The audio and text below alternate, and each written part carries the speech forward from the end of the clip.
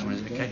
So if we look at the two putters there now, that putter is a bit flatter on the ground, okay, and your eye line in this case is more over the ball. So a little bit on the inside, but in comparison to where it was kind of there, it's a long way, okay. And again, you can just about see the butt end of the club sticking out there, okay. Just a little bit more upright would be if that club sort of came a little bit in here and the club got a bit more upright, then the shaft, if you sort of draw a line through your forearm there, if that's where the shaft was, that's perfectly your eye line, you see. So get that ball a little more up in your hands. If needs be, go down the grip a little bit will help. But the feeling is then when we're striking this putter now, that we can swing that putter between two objects like so. I'm going to move, okay? So we actually look at this putt. The putter now is actually sending the ball on its way where you're aiming. There's no twitch or hit with that. You look at this sort of putt here now as you go through. I mean, it's like, where's it gone? I mean, you see that club face, you hit the goal by the toe there. Now a toey strike, it's going to actually open the face. Because you're deflecting the club with the toe part, it's going to send the face even more open. So you've actually hit the ball that far left, okay? With a twitchy, and you can almost sort of, if you just watch that there, you also watch it sort of hard, you just watch your, almost your form, like a bit of a jerk there as you hit the golf ball there, so comes through. Doing like a twitch with the hand, and that's that sort of rotation which will come from when the club is up here tilted up with the club that high there.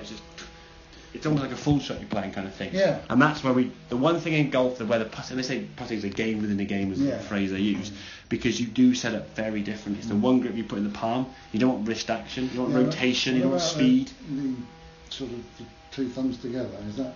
It's doable. I mean, again, I don't necessarily teach grip as in type of grip, because that's personal preference. There are guys with the old two thumb or down there. For me, as long as the club kind of runs up your lifeline this way, so your hand is in that position, not that position. Whereas the long game, you grip it this way. The putting, you grip it more that way.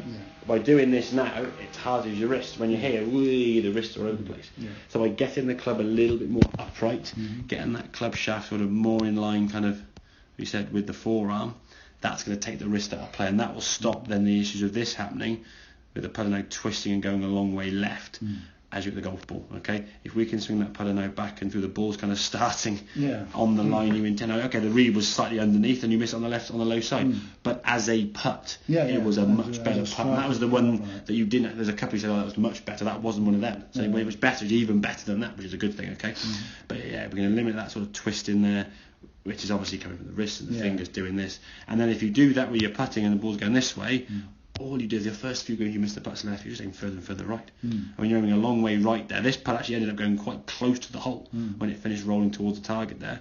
But you're aiming over here somewhere for a putt that should be aimed up there. And this is what I think actually happens. People misread the putt. So if that's the hole there, for example, they'll think the reed is here. It's actually the blue line. They'll aim it on the green line and pull it 60 to the left. So that actually starts it on the blue line, and it might go in.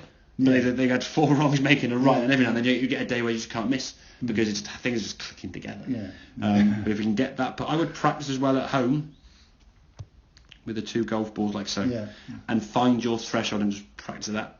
The time the kettle's boiling, put the kettle on, do 2 minutes of swinging back and through, kettle boiled, make coffee or tea, finish that, done. Leave your putter in there. Leave a club. Don't leave your only putter, because then you might sort of leave your putter in the kitchen there. First you go, back I found my putter. But just get something in the clubhouse. I've done it myself, so I don't hear. So make sure you get and work on that back and through. Once you get a more consistent strike, your putter's going to improve much better. Make sense? Makes a lot of sense. Excellent.